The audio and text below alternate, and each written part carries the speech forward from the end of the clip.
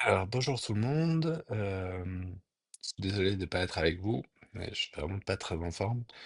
Mais je tenais quand même à partager cette présentation. Ça me paraissait important. J'ai choisi un thème que j'ai voulu un peu décaler, léger mais sérieux quand même. Marcel Proust et les modèles de traitement adaptatif de l'information. Qu'est-ce qu'un souvenir si on ne s'en souvient pas? Alors, cette rencontre n'a jamais eu lieu. Francine Shapiro et Marcel Proust qu'on voit là. Bien sûr, puisque Marcel Proust est mort en 1922 et Francine Shapiro née en 1948. Mais ils partagent quand même beaucoup de choses, ces deux-là, et on va le voir.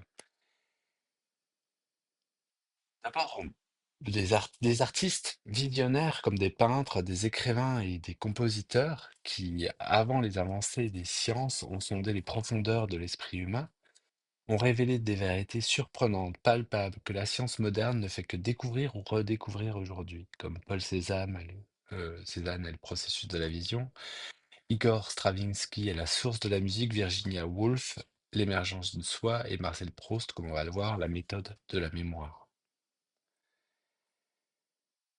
Nous savons bien à travers notre expérience professionnelle et la transmission du modèle théorique du traitement adaptatif de l'information élaboré par Francine Shapiro, la mémoire humaine est un réseau complexe, un labyrinthe où sont enfouis des souvenirs, des émotions et des sensations qui façonnent notre expérience du monde.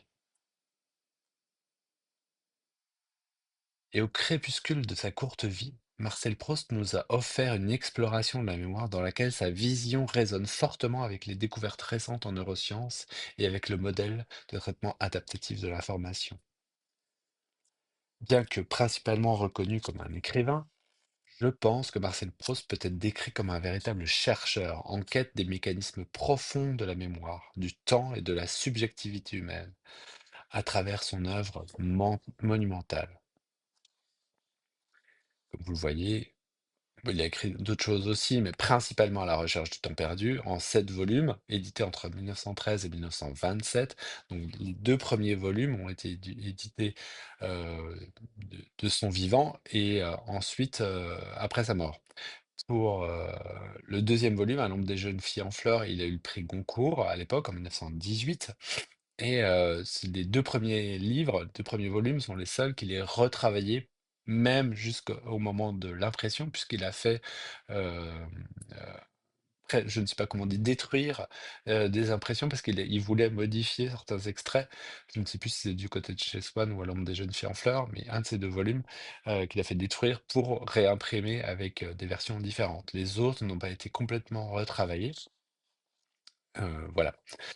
Et ses écrits, donc pour revenir sur le propos, ses écrits, révèlent une démarche intellectuelle et méthodologique comparable à celle d'un chercheur. C'est en cela que je le compare avec, Francine Shapiro. Et si on s'intéresse seulement au rapprochement avec le modèle taille, Proust considère le passé comme une réalité mouvante, façonnée par le présent, et examine l'impact du temps sur l'identité et la mémoire à travers l'expérience individuelle. Il a également souligné la différence entre la mémoire volontaire, terne et inefficace, et la mémoire involontaire, féconde et bouleversante.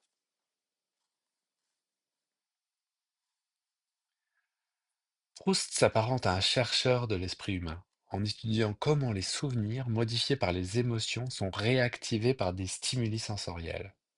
Il nous a montré que la mémoire n'est pas un simple réservoir de souvenirs, mais un processus dynamique, un réseau de connexions changeantes qui façonne notre compréhension du passé et du présent. Et je vous invite avec lui maintenant dans cette exploration.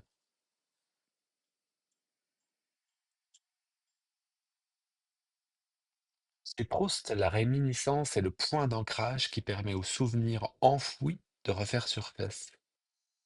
Dans À la recherche du temps perdu, Balbec est une station balnéaire imaginaire située en Normandie, inspirée de villes réelles comme Cabourg, où il séjourna régulièrement. Je vous ai mis une petite carte de France là avec Paris et Cabourg. Il habitait Paris et avec sa grand-mère, il prenait le train pour aller à Cabourg en villégiature, comme on disait à l'époque, pour se reposer de ses nombreuses crises d'asthme qu'il avait déjà à l'époque et pour bénéficier de l'air frais de la mer. Et c'est le sujet, j'en ai pas parlé dans la présentation, mais j'en profite ici pour dire un petit mot là-dessus. Et c'est quelque chose qu'on peut voir aussi dans le livre et qu'on peut voir aussi dans le film de Raoul Ruiz, magnifique, Le temps retrouvé, comment il décrit le fonctionnement de la mémoire en utilisant, et c'est là où encore il se rapproche de Francine Shapiro, le défilement du paysage quand on est dans un train, et ce qui décrit de l'évolution des paysages qui nous sont imposés et qui passent d'une chose à l'autre, comme la mémoire, quand elle fonctionne, parfois passe du passé au présent, au futur, etc. Des choses agréables, moins agréables. Voilà, c'est un petit aparté. Pour le narrateur, Balbec représente à la fois un lieu de découverte et de transmission, symbolisant la rencontre avec des paysages nouveaux et la diversité des milieux sociaux.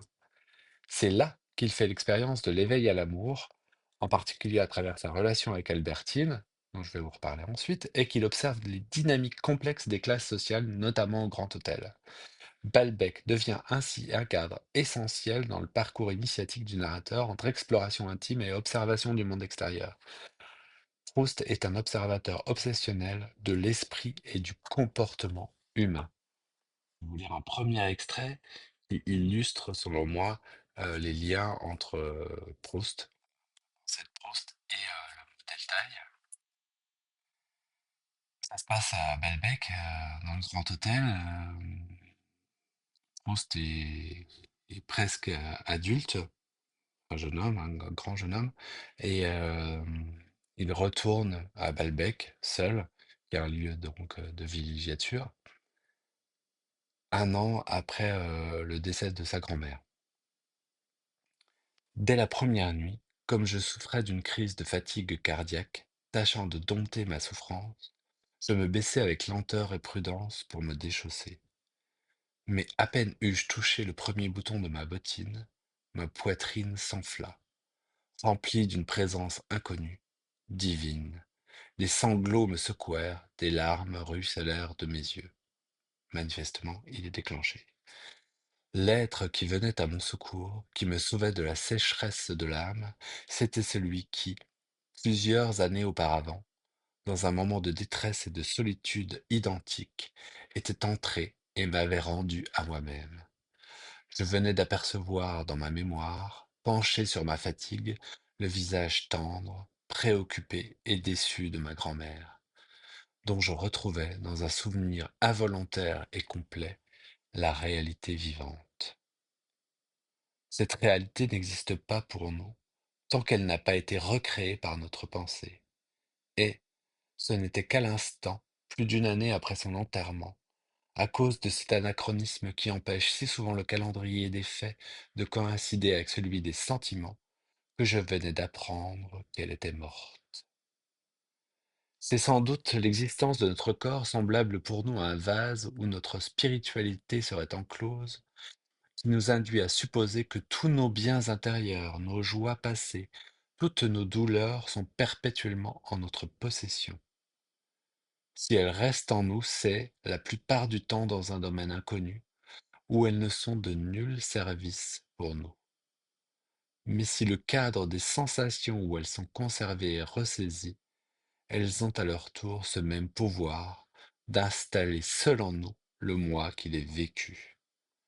Et là, moi, je trouve qu'il fait le lien entre déclencheur, connexion avec souvenir du passé, et cette impression, quand on est connecté à un souvenir involontaire du passé, chargé émotionnellement, pardon, d'être à la fois un pied dans le passé, un pied dans le présent.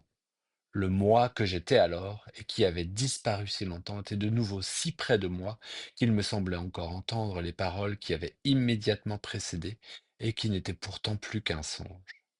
Je me rappelais comme une heure avant le moment où ma grand-mère s'était penchée ainsi, dans sa robe de chambre, vers mes bottines. Je savais que je pouvais attendre des heures après des heures, qu'elle ne serait plus jamais auprès de moi.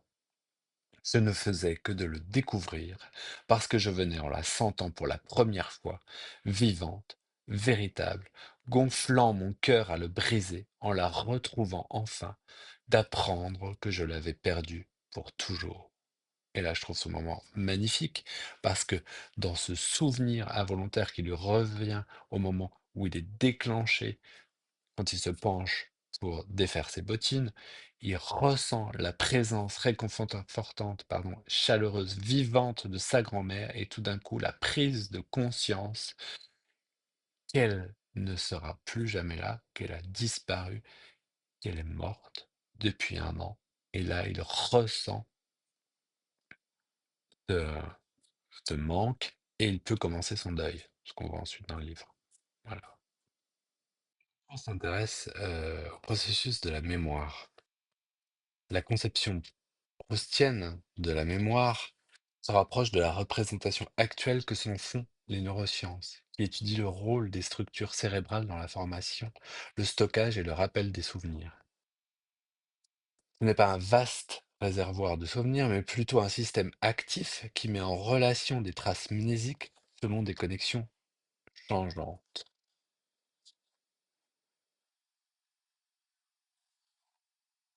Tout souvenir débute par une modification de connexion entre deux neurones. C'est le prix Nobel de médecine en 1906, Santiago Ramón y Cajal, qui en a eu le premier l'intuition. Il a émis l'hypothèse que les espaces libres entre les cellules, qu'on appelle maintenant fentes synaptiques, étaient le site secret de la communication. Et il avait raison. Nos souvenirs existent sous forme de subtils changements dans la force des synapses, facilitant la communication entre les neurones. Ainsi quand Proust goûte une madeleine, je vais vous lire l'extrait de la madeleine un peu plus tard, qui parle de Combray, un village imaginaire encore dans la campagne, et tante Léonie, sa grand-tante, s'active. Donc ainsi quand Proust goûte une madeleine, les neurones placés en aval du goût du gâteau sec et ceux qui codent pour Combray et tante Léonie s'activent. Les cellules deviennent alors inextricablement interconnectées et un souvenir se crée. Les neuroscientifiques ignorent comment cela se produit. Mais ce qu'ils savent, c'est que le processus de remémoration des souvenirs est friand de nouvelles protéines. Et là, je vais vous parler d'une expérience, une série d'expériences réalisées à l'Université de New York en 2000, où des scientifiques ont démontré que l'acte de remémoration nous transforme. Ils ont conditionné d'abord des rats à associer un son fort à un choc électrique léger qui survient quelques secondes après le son. À chaque son fort, les rats manifestent de la peur, évidemment, et essayent d'échapper au choc électrique. Mais à l'injection d'un produit chimique inhibant la création de nouvelles protéines, ils ne forment pas de souvenir de l'expérience. Ces rats ne peuvent pas former de souvenir de leur peur. Leur cerveau étant incapable de faire le lien entre le son et le choc électrique, le choc conserve tout son effet. Ils sont surpris à chaque choc électrique, sans jamais manifester de peur lors de la survenue du son fort, comme si c'était toujours la première fois. Et alors, comme les humains sont friands de torture animale, ils ont poussé cette expérience un petit peu plus loin. Mais avant cela, ils se sont d'abord assurés de la consolidation chez les rats du souvenir en associant le choc au bruit, en réitérant l'expérience durant une période de 45 jours. Puis ils ont soumis à nouveau les rats à ce bruit effrayant et ils ont injecté dans leur cerveau à nouveau un inhibiteur de protéines. Au lieu d'interrompre le processus de création du souvenir, ils ont interrompu le processus de remémoration du souvenir. Ils ont injecté le produit chimique inhibiteur à l'instant précis où les rats se rappellent de la signification du bruit.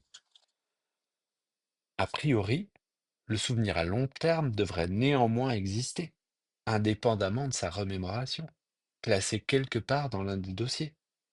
Et une fois le produit inhibiteur évacué de leurs cellules, les rats devraient se souvenir de leur peur et le bruit leur rappeler encore le choc, le souvenir retrouvant le chemin neuronal adéquat.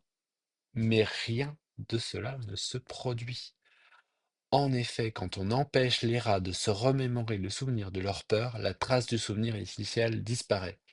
Après une seule interruption du processus de remémoration, leur peur est gommée. Les rats sont frappés d'amnésie. La science révèle donc que la mémoire est un processus permanent et non une masse d'informations figées stockées dans un tiroir. Nous nous berçons de l'idée que nos souvenirs sont des impressions immuables, distinctes de l'acte de remémoration. Mais ce n'est pas le cas. Un souvenir n'est réel que la dernière fois où l'on se l'est rappelé. Et plus on se souvient d'un fait, plus ce souvenir perd de sa précision. À chaque remémoration, la structure neuronale du souvenir se transforme subtilement. C'est le processus de la reconsolidation. Le souvenir se modifie et son contenu n'est plus tant ce que vous avez vécu que ce que vous êtes au moment où vous le remémorez, ici et maintenant. Proust a anticipé avec préscience la découverte de la reconsolidation du souvenir. Le souvenir purement objectif, fidèle au goût originel de la Madeleine, est le souvenir que vous ne connaîtrez jamais. L'instant où vous vous rappelez le goût du gâteau sec est précisément celui où vous oubliez quel goût il a vraiment. Chaque souvenir est inséparable du moment de sa remémoration. Pour Proust, les souvenirs étaient semblables à des phrases, quelque chose qu'on ne sait jamais de changer, ici et maintenant. Dans la recherche, c'est aussi la géologie qui fournit un modèle spatial de la mémoire à Proust. En effet, il examine assis attentivement les différentes strates temporelles qui la composent. Cette modalité particulière de la mémoire, la réminiscence, suppose par définition l'oubli. Il s'agit de retrouver quelque chose qui a été perdu, d'où le titre général, à la recherche du temps perdu, et le titre du dernier volume, le temps retrouvé. Et par ailleurs, ce processus est involontaire. Proust distingue dans la sédimentation géologique des souvenirs, il cite, enfin je cite, sinon des fissures, des failles véritables, du moins ces veinures, ces bigarrures de coloration, qui dans certaines roches, dans certains marbres, révèlent des différences d'origine, d'âge, de formation. Et donc ces strates ne sont pas stables, elles peuvent, à la faveur de tel ou tel accident géologique, prendre une configuration différente. Je cite encore. Le terrain de la mémoire est dessiné, délimité, façonné au fil du temps par ces plissements ou ces glissements de terrain qu'opère l'œuvre de l'oubli. L'oubli étant une des formes que revêt le temps. Parmi ces bouleversements géologiques, il en est un particulièrement remarquable, c'est le séisme qui est provoqué par l'expérience de la mémoire involontaire, que l'on peut comparer à une éruption volcanique qui fait apparaître à la surface du sol des souvenirs stratifiés depuis longtemps, des souvenirs enfouis alors qu'on les croyait enfuis. Proust n'a cessé d'insister sur la différence entre deux types de mémoire, la mémoire involontaire et la mémoire volontaire. La mémoire volontaire, qui est le produit de l'intelligence et qui est aussi terne et inefficace à restituer le passé, que la mémoire involontaire est féconde, véridique et bouleversante. Et j'en profite maintenant pour vous lire l'extrait de la Madeleine raccourci. Donc un jour d'hiver, comme je rentrais à la maison, ma mère, voyant que j'avais froid, me proposa de me faire prendre contre mon habitude un peu de thé. Accablé par la morne journée et la perspective d'un triste lendemain, je portai à mes lèvres une cuillerée du thé où j'avais laissé s'amollir un morceau de madeleine. Mais à l'instant même où la gorgée mêlée des miettes du gâteau toucha mon palais, je tressaillis, attentif à ce qui se passait d'extraordinaire en moi. Un plaisir délicieux m'avait envahi, isolé, sans la notion de sa cause. Il m'avait aussitôt rendu les vicissitudes de la vie indifférentes, ses désastres inoffensifs, sa brièveté illusoire, de la même façon qu'opère l'amour, en me remplissant d'une essence précieuse. Ou plutôt cette essence n'était pas en moi, elle était moi. J'avais sans cesser de me sentir médiocre, contingent, mortel. D'où avait pu me venir cette puissante joie? Je sentais qu'elle était liée au goût du thé et du gâteau, mais qu'elle le dépassait infiniment, ne devait pas être de même nature. D'où venait-elle? Que signifiait-elle? Où l'appréhender? Je bois une seconde gorgée où je ne trouve rien de plus que dans la première, une troisième qui m'apporte un peu moins que la seconde. Il est temps que je m'arrête. La vertu du breuvage semble diminuer. Il est clair que la vérité que je cherche n'est pas en lui, mais en moi. Il l'y a éveillée, mais ne la connaît pas, et ne peut que répéter indéfiniment, avec de moins en moins de force, ce même témoignage que je ne sais pas interpréter. Je pose la tasse et me tourne vers mon esprit. C'est à lui de trouver la vérité, mais comment? Grave incertitude toutes les fois que l'esprit se sent dépassé par lui-même, quand lui, le chercheur, est tout ensemble le pays obscur où il doit chercher et où tout son bagage ne lui sera de rien. Chercher, pas seulement, créer. Il est en face de quelque chose qui n'est pas encore et que seul il peut réaliser, puis faire entrer dans sa lumière. Et je recommence à me demander quel pouvait être cet état inconnu. Je veux essayer de le faire réapparaître. Je rétrograde par la pensée au moment où je pris la première cuillerée de thé. Je retrouve le même état sans une clarté nouvelle. Je demande à mon esprit un effort de plus, de ramener encore une fois la sensation qui s'enfuit. Et pour que rien ne brise l'élan dont il va tâcher de la ressaisir, j'écarte tout obstacle, toute idée étrangère. J'abrite mes oreilles et mon attention contre les bruits de la chambre voisine.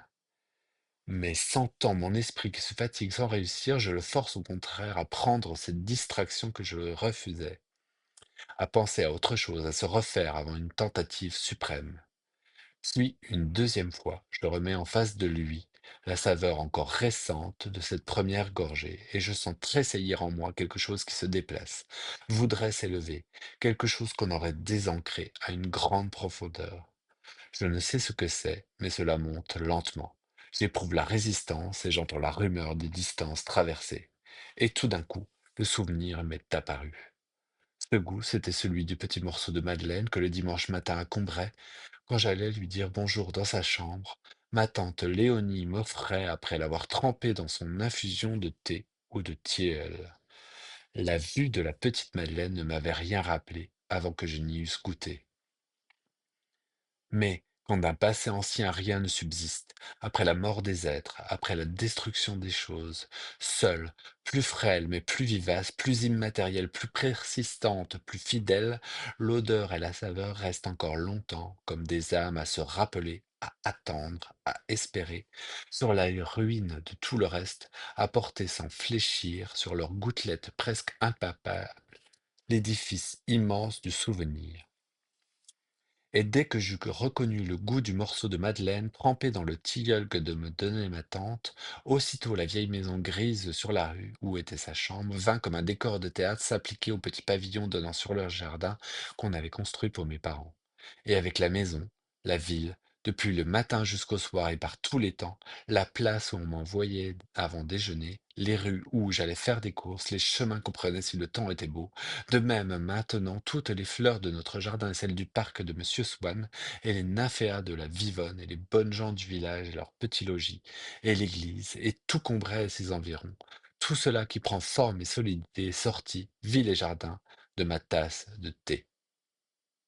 Donc là, on voit que Proust prend une tasse de thé et ça lui rappelle, déclenché, il se rappelle ce souvenir du passé où sa tante Léonie lui donnait un morceau de madeleine trempé dans du thé, un morceau de gâteau trempé dans du thé, et il reconnaît soudain, avec tous les souvenirs qui viennent là, on voit sur ce dernier extrait, heu, hem, tout un tas d'associations libres. Il est à la fois ici et maintenant et un pied dans le passé et tout d'un coup, toutes ces associations viennent autour de ce souvenir.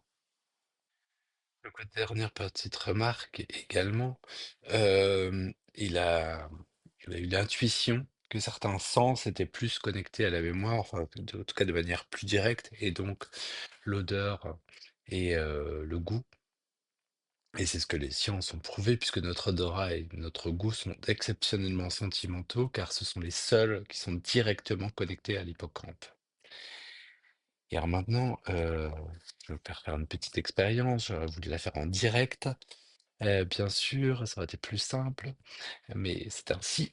Et voilà, alors j'avais prévu d'apporter quelques objets, comme ce pot de colle Cléopâtre, que j'aurais fait passer dans l'assistance, et vous l'auriez ouvert et senti.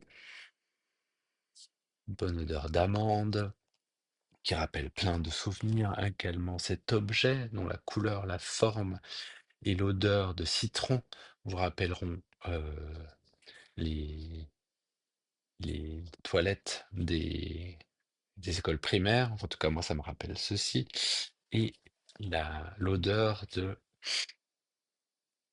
la, la pâte à modeler Play-Doh, qui me rappelle les jeux d'enfance. Voilà, j'aurais voulu vous partager ceci. Bien sûr, une fois qu'il eut commencé à se remémorer son passé, Proust se désintéressa complètement du goût de la Madeleine et devint obsédé par le sentiment qu'elle lui inspirait, par la signification qu'elle avait pour lui. Que lui apprendrait d'autre ces miettes sur son passé?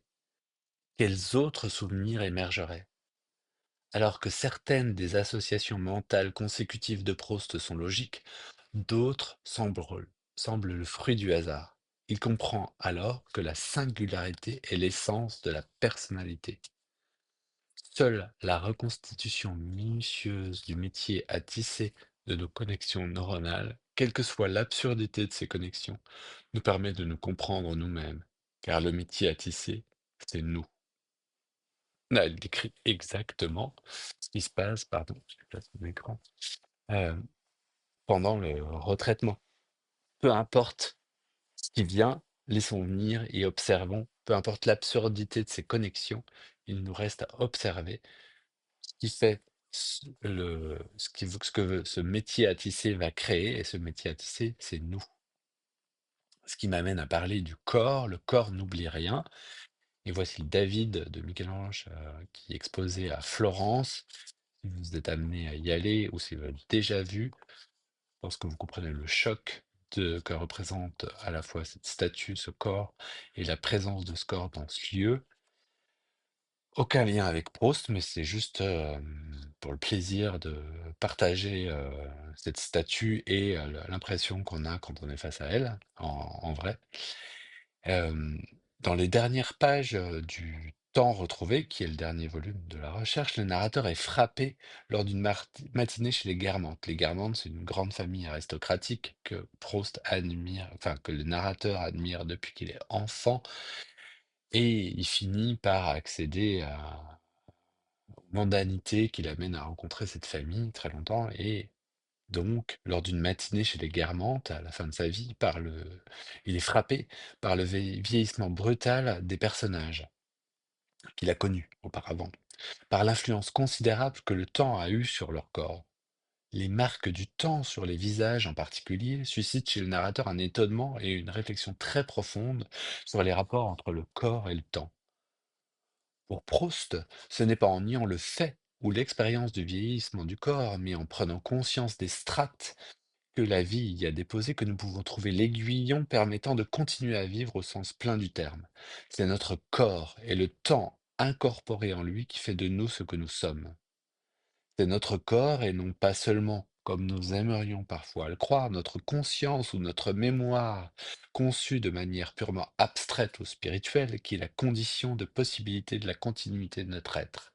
Le temps ne doit pas être considéré comme une force destructrice ou créatrice, s'exerçant de l'extérieur sur les corps, mais nous devons au contraire envisager les corps vieillissants comme des corps où le temps est incorporé, le corps comme trace de la mémoire et trace du temps. Autre point, c'est l'aspect hautement aléatoire des souvenirs. Dans la fiction, non-fiction, puisque finalement la recherche est inspirée à la fois de la vie de Proust, mais en même temps n'est pas un récit autobiographique, c'est une fiction, non-fiction autobiographique, un peu, en quelque sorte, si on peut appeler ça comme ça. Il étudie la façon dont le souvenir subit une mutation sous l'effet du temps. Il pensait que nos souvenirs étaient factices et que sous leur apparence véridique, c'était en fait des fabrications élaborées. Il comprend qu'à l'instant où nous terminons de manger la madeleine, nous nous mettons à déformer le souvenir du gâteau pour le faire concorder avec notre histoire personnelle. Dans le texte de la recherche, le narrateur modifie constamment les descriptions des choses et des gens dont il se souvient, en particulier son amie Albertine, dont j'ai parlé tout à l'heure, au tout début. Au fil du roman, le grain de beauté d'Albertine, qui existe bien, migre de son menton de la pommette juste en dessous de l'œil, en passant par sa lèvre. La fluctuation et l'imprécision des souvenirs constituent la morale de l'histoire. L'une des leçons de la recherche est que chaque souvenir est inséparable de l'instant de sa remémoration. Proust veut nous faire comprendre que nous ne connaîtrons jamais l'emplacement exact du grain de beauté d'Albertine, parce que tout souvenir est plein d'erreurs, et il n'est pas nécessaire de les révéler. La science découvre actuellement les effets moléculaires corroborant cette théorie proustienne. La mémoire est bel et bien faillible, et notre remémoration de choses passées est imparfaite.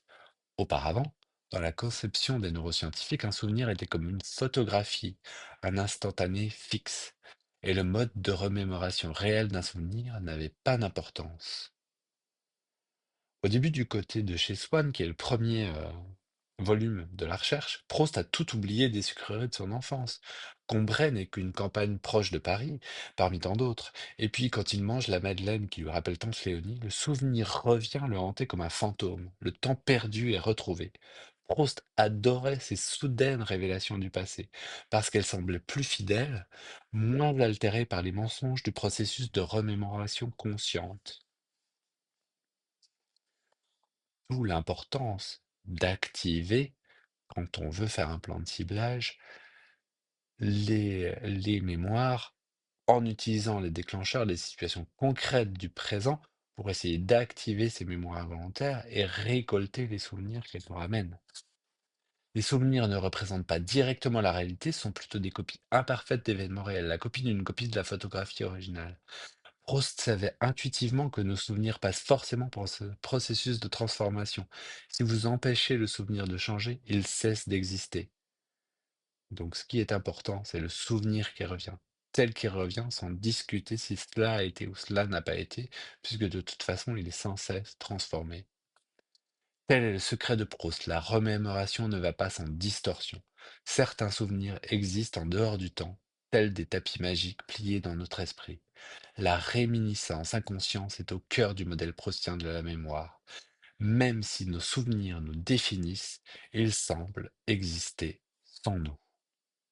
Mais comment ces souvenirs inconscients persistent-ils et comment nous les rappelons-nous après les avoir oubliés? Il y a quelques années encore, les neurosciences n'avaient aucune explication à proposer sur les moments bienheureux de Proust, ces révélations bouleversantes où tous les souvenirs émergent d'une apparition. Le modèle scientifique classique de la mémoire était fondé sur des enzymes et des gènes qui nécessitaient beaucoup de renforcement pour être activés. Le secret du souvenir semblait résider dans une répétition absurde. Malheureusement pour les sciences, ce n'est pas ainsi que se forment les souvenirs. On ne vit qu'une fois. Quand Proust se rappelle la Madeleine dans Du côté de chez Swann, ce n'est pas parce qu'il en a mangé des tas. Le souvenir de Proust, d'une précision étonnante et totalement inattendue. Son souvenir de Combray, déclenché par quelques miettes, interrompt sa vie, faisant irruption sans aucune raison logique. Proust reçoit son passé comme un choc. Les anciens modèles scientifiques n'intègrent pas le caractère aléatoire et étrange de la mémoire, tel que nous en faisons l'expérience. Ils ne décrivent pas sa totalité, la manière dont les souvenirs apparaissent et disparaissent, dont ils changent et flottent, sombrent et émergent. Nos souvenirs nous obsèdent précisément parce qu'ils n'obéissent à aucune logique, parce que nous ne savons jamais quelle partie nous en retiendrons et laquelle nous oublierons. Comment les souvenirs durent-ils? Comment échappent-ils aux effets atrophiants du temps?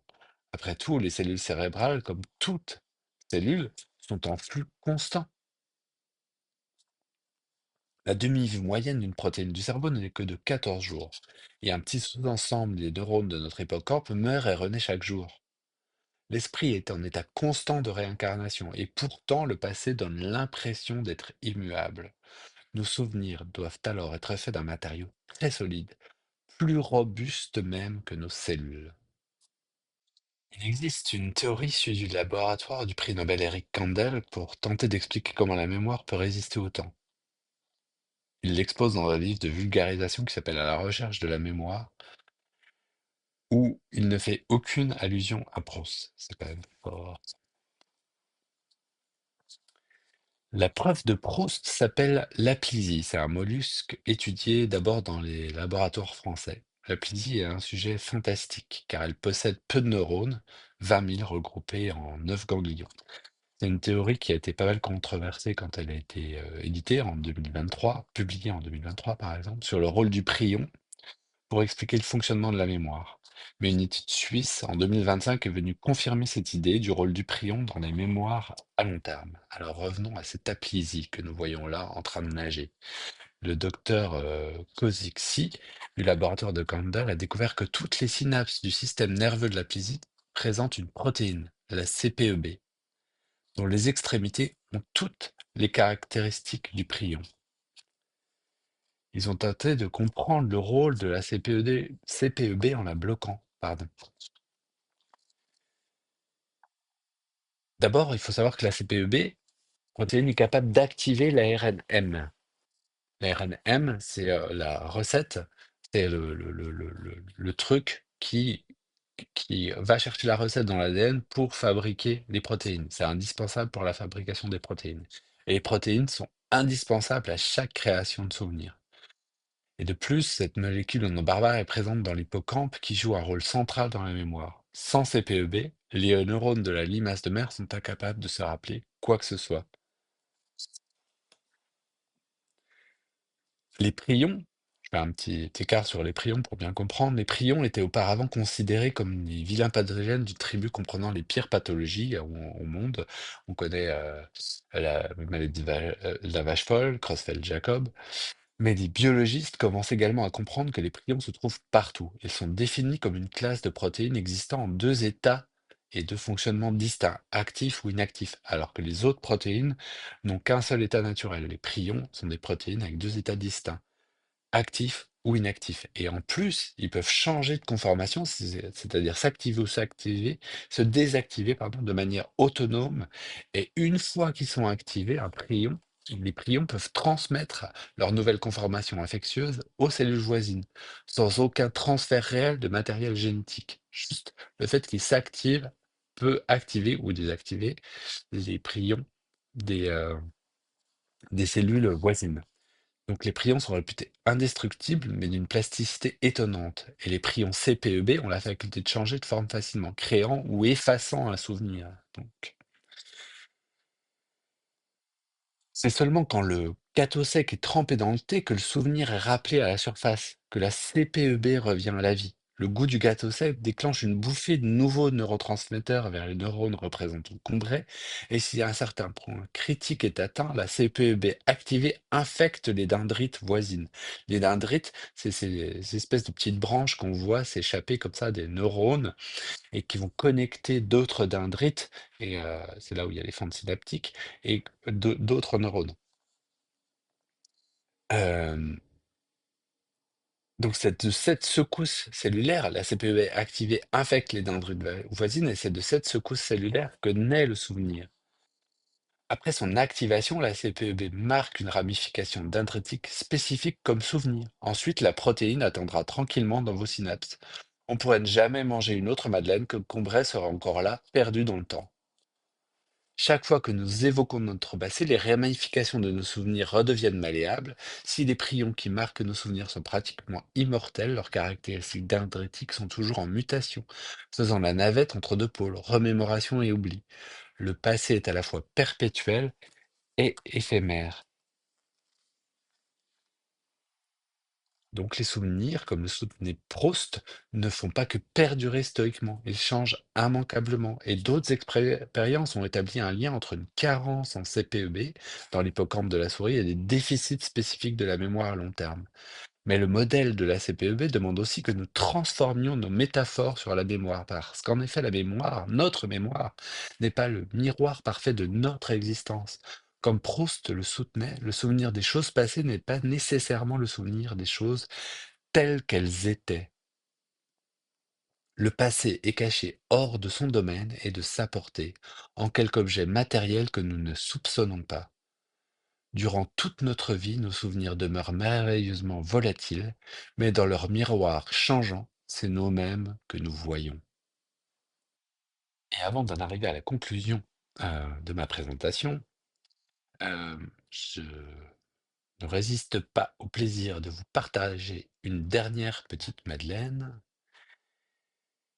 qui se passe au cours d'un repas. Il y a beaucoup de descriptions de dîners et mondains dans la recherche, où il y a beaucoup de conversations plus ou moins intéressantes, plus ou moins bêtes, en général assez drôles, et parfois informatives. Et celle-ci où Swann me fait admirer le collier de perles noires porté par la maîtresse de la maison et acheté par elle toute blanche.